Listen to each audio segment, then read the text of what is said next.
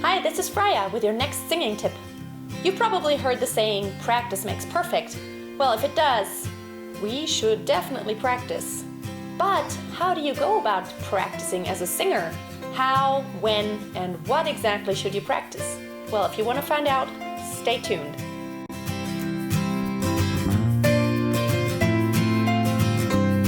So of course you want to practice because you want to get better, right?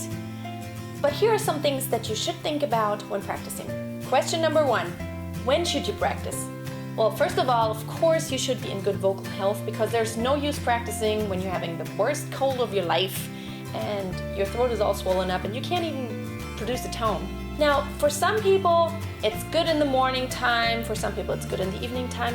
You know best when your voice functions best. Question number 2, how should you practice?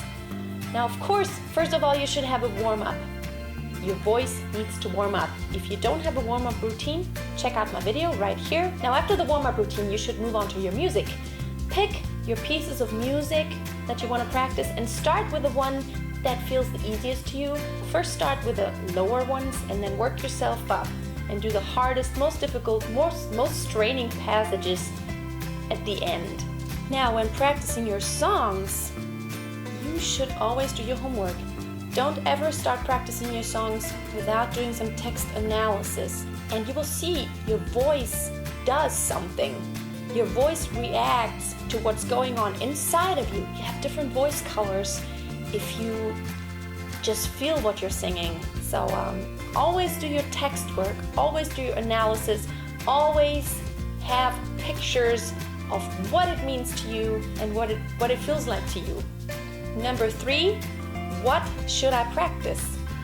Now, whenever you have a song, you don't just start singing it from front to end and then do it again and do it again and do it again because there's still this one passage that you just can't quite hit. If there's one high note that gives you trouble all the time, isolate that note, practice that one just by itself, and when you can hit that one really well, then put it back in context.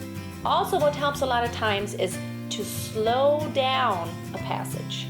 Sometimes there's something fast moving, or there's words that are difficult for you, or there's just some notes that aren't just really clean.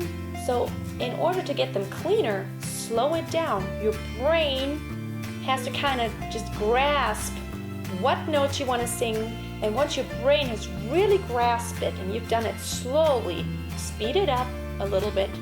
And if you could do it at that speed, speed it up a little bit more until you come up to the right speed that it needs to be on.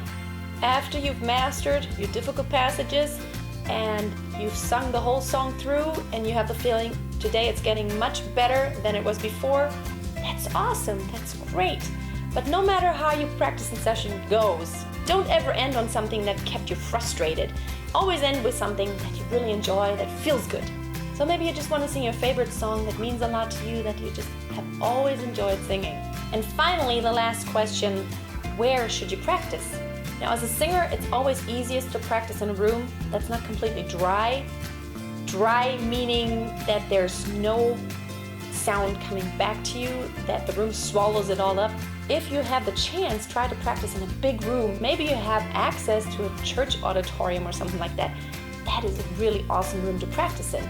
So it gives you more the feeling like you sound really great and you hear yourself much better.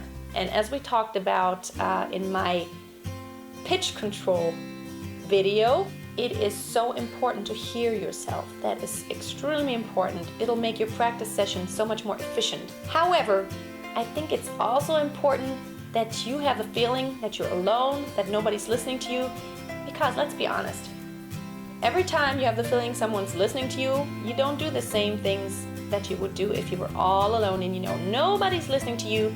You don't try out stuff. You always want to sound good because you would be embarrassed if it sounds terrible. But the point in practicing is actually to sometimes try out things that might sound terrible at the time. That's why you're practicing, right? So it's really a good thing if you have the feeling that you are alone. And of course, it should be quiet around you. If you have a bunch of noise and you have a bunch of I don't know, maybe other music going on, that's really hard to focus, and focusing is really important. So it should be a quiet environment. And another thing that's really important to practicing as a singer, you can't practice a really long time. Now, pianists could play the piano for 5 hours straight and it'd be fine. But now as a singer, your vocal cords are really, really delicate membranes. So it's better to practice often, maybe a few times a week, maybe even a couple times a day, but just never a long time. So that way you always have the feeling your vocal cords are really relaxed and you don't put too much strain on them. You don't want to get hoarse and then the next day you can't sing. That would be frustrating. So these are my tips for practicing. Maybe you got really inspired and you want to practice right now. If you like my videos, I would really appreciate it if you supported me by subscribing or leaving a comment or giving me a thumbs up.